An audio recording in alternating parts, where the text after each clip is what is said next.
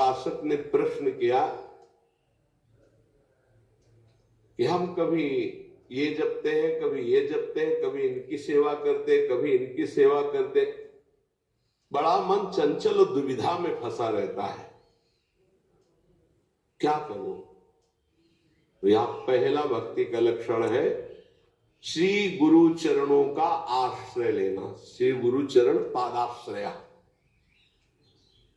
जब हम गुरुदेव के चरणों का आश्रय ले लेते तो ये प्रश्न ही नहीं बनता जो वो प्रश्न कर रहे थे।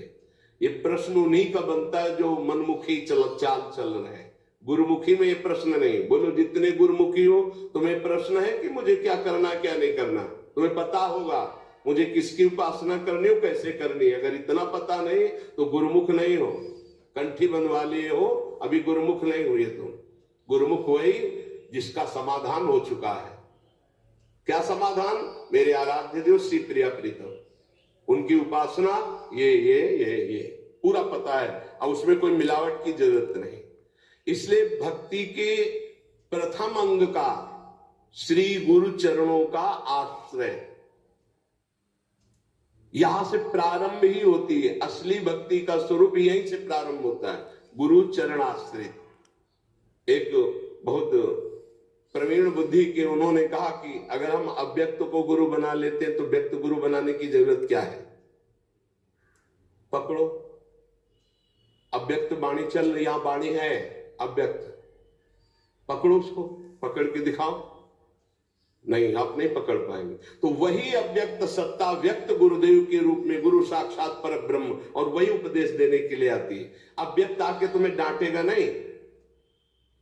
अगर अव्यक्त गुरु की बात माननी तो सब लोग शांत होकर अपने हृदय में देखो।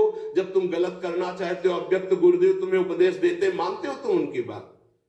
देखो ना, अंदर आता गलत है, नहीं करना, मानते हो बात? और व्यक्त गुरुदेव धज्जियां उड़ा देंगे तुम्हारी। अगर जरा भी तुम आश्रय छोड़ के भाग गए तो बात अलग है। जरा भी आश्रय लिए तो तुम्हें सुधरना पड़ेगा। आज नहीं तो कल, कल नहीं तो परसों तुम्हें भगवत प्राप्ति होगी, पक्का होगी, क्योंकि गुरु की नजर पड़ चुकी। अब तुम्हें विकार परास्त नहीं कर सकते। श्री गुरु चरणों का आश्रय लेना पहला। दूसरा, श्री गुरु चरणारविंद के आश्रित होकर उनसे मंत्र दीक्षा लेकर इष्ट से संबंध का परिचय जानना। गुरुदेव से मंत्र दीक्षा लेकर इष्ट से संबंध का परिचय जानना।